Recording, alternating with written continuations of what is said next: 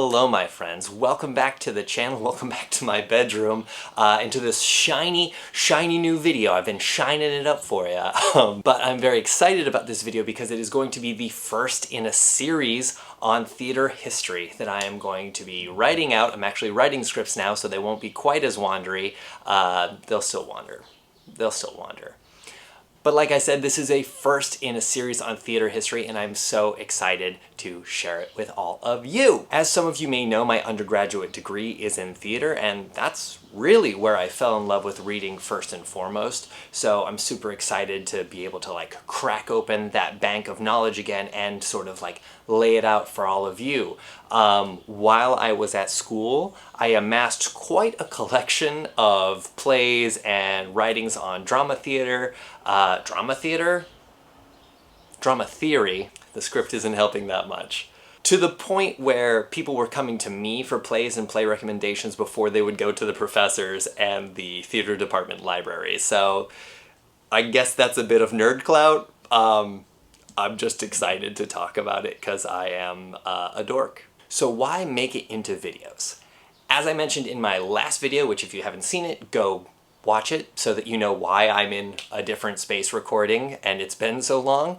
But as I mentioned, I've been making a lot of new friends, and a lot of them are in the theater but lack sort of the historical education that I have, and they've been asking me to sort of give them a crash course on theater history. And I, always content-minded, never just having a singular experience, but always making content out of my life, decided wouldn't this be a cool thing to record, put on YouTube, for everyone to see who might be interested in theater history, drama in general, or just want to hear me nerd about something that I like. So this video that you're watching right now is going to be like an overview of the whole series, so it'll let you know what to expect and to what not expect, which brings me conveniently to a couple of disclaimers. Good segue, Jen. Thanks, Jen. So first disclaimer, this series will focus mainly on the so-called Western canon of theater.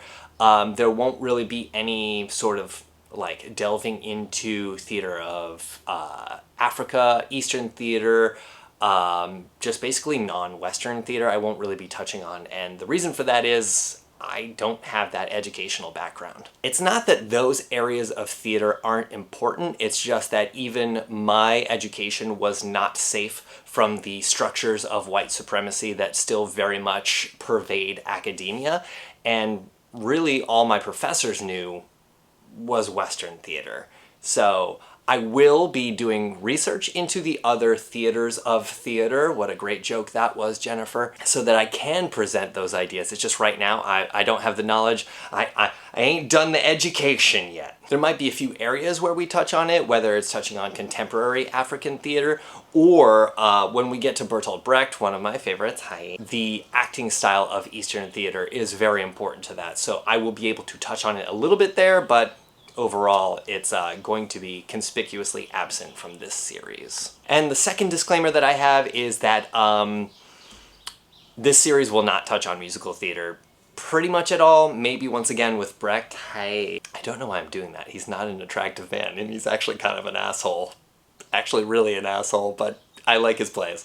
But yes, won't really be touching on musical theater because once again, I don't really have knowledge of that area, and this time it's not because of white supremacy necessarily. It's because musical theater is not really, it hasn't affected the Western canon of theater. Scholars don't really consider it when looking at the overall view of everything in theater, because very rarely, if at all, has it affected the course of the medium or really left a mark on it in such a way other than other musicals. It hasn't impacted theater at large. So sadly, we will not be able to touch on why does Josh Groban's face look like this during the Tony's performance of Sweeney Todd. I need answers, but I'm not going to have them in this series. So let's touch on the basic flow of what this series is going to look like. In most instances, I'm going to give sort of an overview of each era. Not that one. though that would be fun, of theater, like what are the conventions and what significant contributions were made during this time to the art form at large. And also, for most of it, I'll be drilling down into specific playwrights that are of like heightened importance during this time period. This is going to happen a lot once we get to the more like contemporary and modern theater. In particular, like the 20th century, because there are a lot of people that I really enjoy, and this is my series, and I can talk about them as much as I want. At the end of each one of these videos, I will be giving a reading list, something that you can read everything that I recommend, you can read nothing that I recommend. It'll probably make it easier for you to follow along in next week's video when we touch on that era, that playwright, or that just overall scene, because like the 20th century, early to mid 20th century in American theater, for example, is like, you could teach a whole class just on that, so we're going to be spending a good amount of time there. So, what will the flow of the eras look like? We're going to start with classical theater, which by and large will be the Greeks. The Romans are technically like a part of this time period as well, but much like what the Romans did with everything that the Greeks did, they only really refined things. They never really like made it their own. They didn't even have their own gods, for crying out loud. So we'll mention the Romans in passing, but really the next video is going to focus heavily on the Greeks and Greek theater.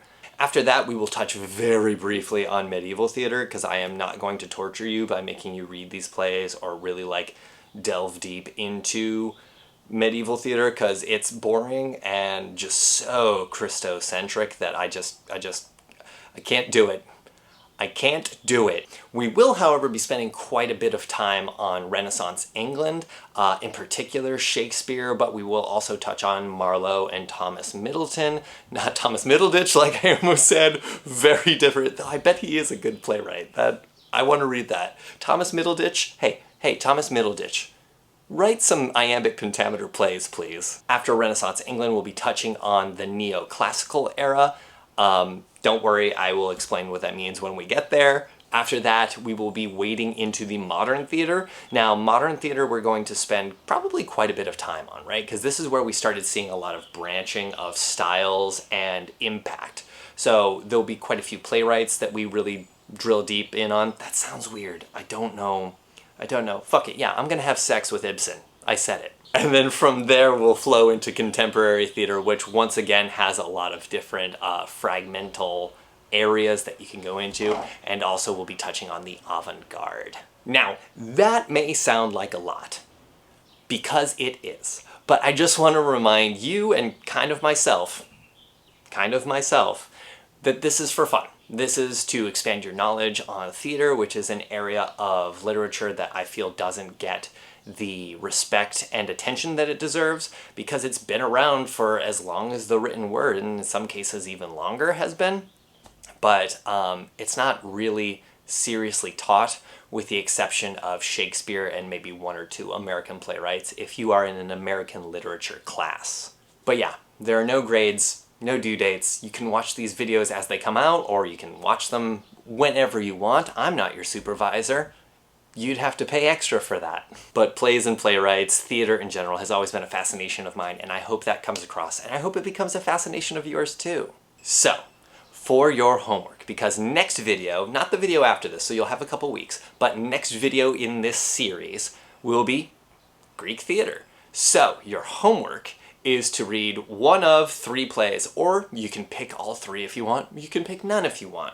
But here's what I would recommend. Firstly, I would recommend Agamemnon by Aeschylus. This is a great play, very emblematic of early Greek theater, and you'll see what I mean when we get to that. Nextly, I would recommend Oedipus Rex by Sophocles. Bonus points if you can get the William Butler Yeats translation. I think it really brings the language to life in a way that, you know, a Nobel Prize winning poet can. And the other option would be Medea. Not that one. Not that one. The other one. Perfect. By, what a stupid joke, by Euripides. Bonus points if you can get the Robinson Jeffers translation. I was in a production of that show, and boy oh boy, it's so good. All right, everyone, I am so excited to be going on this journey with you. I am so excited to talk about theater with whoever is on the other side of this camera. And I'm excited for people out there to really start finding what they like within the vast panoply of styles and playwrights that theater has to offer. I'm so excited. I hope you're excited too. So I think this is going to be a lot of fun. Happy reading, my friends. I will see you next time. Love ya.